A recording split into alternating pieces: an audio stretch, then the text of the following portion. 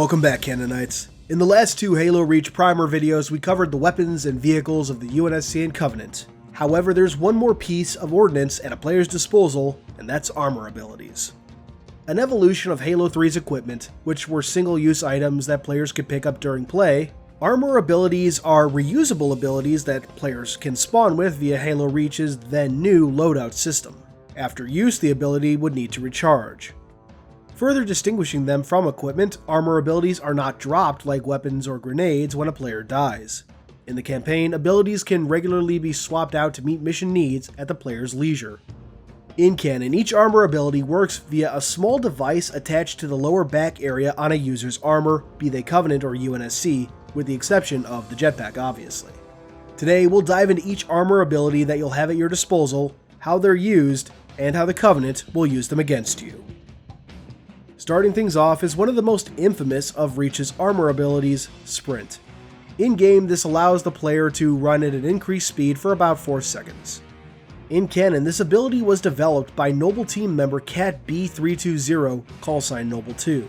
It works by bypassing the safety limiters of Mjolnir armor's actuators and quote-unquote muscles, allowing for better performance at the cost of heat buildup over time.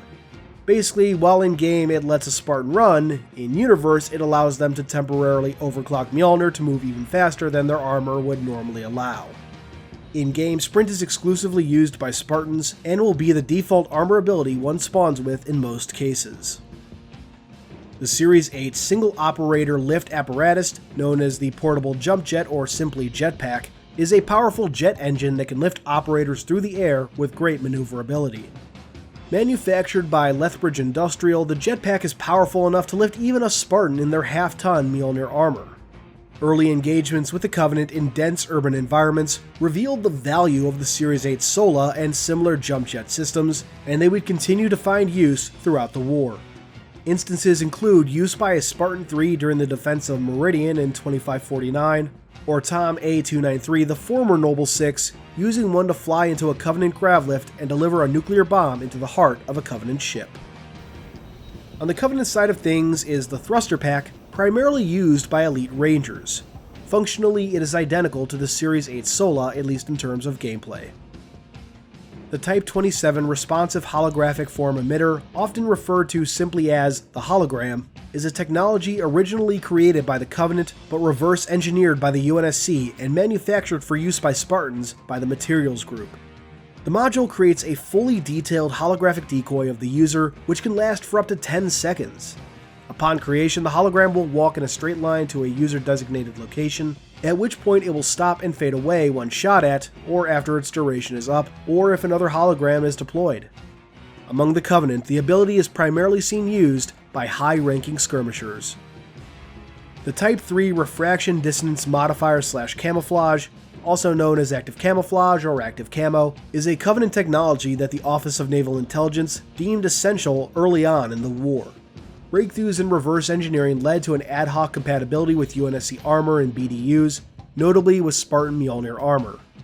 When active, the ability can make a user almost completely invisible, though rapid movement can overtax the system and make a user more visible. The armor ability also has a secondary effect of jamming radar systems nearby. Among the Covenant, this ability is, quite obviously, mostly used by elites. The Drop Shield is a personal defense system developed by the UNSC. As the appearance would suggest, it has a technological relationship with the Bubble Shield. While the Bubble Shield is nearly indestructible when active, the Drop Shield can be damaged. It also has the benefit of healing people within the dome. This regenerative effect is not currently understood by the UNSC. For as infamous as Sprint would become in Halo, within Halo Reach alone, Armor Lock is probably even more infamous.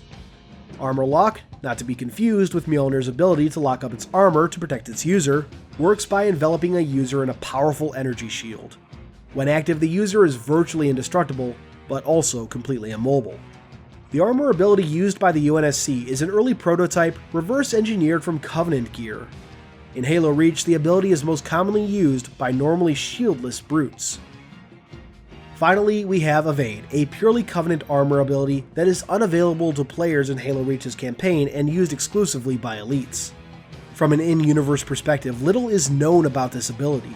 The UNSC describes it as a quote-unquote dummy module or termination plug that is vital to the operation of elite combat harnesses, but whose function is otherwise unknown. And that covers the armor abilities of Halo Reach. Though brief, I feel it's valuable to look at them and how they would go on to affect the lore. In the wake of Halo Reach, one question that lingers about armor abilities is why they're never seen in any prior game, despite the fact that Reach is a prequel. From a real-world perspective, it's entirely due to the fact that AAs weren't thought up of until Halo Reach, but from a lore perspective, that just doesn't do. One thing to consider is that Reach, being the might of the UNSC second only to Earth, was home to a number of experimental technologies. Sprint is said to be partially invented by Cat B320, and Armor Lock is known to have been a prototype module.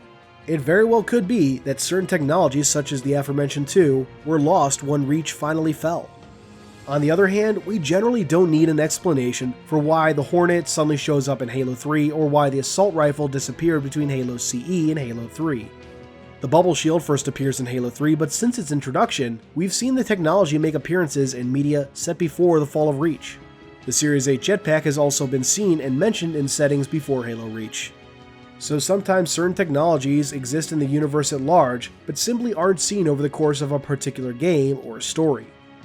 As a final example, we know from Halo the Flood, the novelization of Halo CE, that Marine survivors were up to a bunch of stuff while Chief did his thing, and that they even had a Cyclops available to him, a piece of machinery first seen in Halo Wars. So again, what we see and don't see doesn't necessarily define what technologies are or aren't around. But anyway, that's it for armor abilities. Next time in this series, we'll take a look at the Mark V-B platform and all its variants, and later on, a look at the species of the Covenant and their various ranks. There's plenty more to come as we await the release of Halo Reach on PC. Thanks for watching, and until next time, this has been Halo Canon. Thanks for watching, everyone. I hope you enjoyed this video. If you did, please consider subscribing, and if you really love me, hit that notification bell and leave a thumbs up. These both really help out the channel. I wouldn't be where I am now without your views and support, so once again, thank you. Keep on being awesome, Canonites.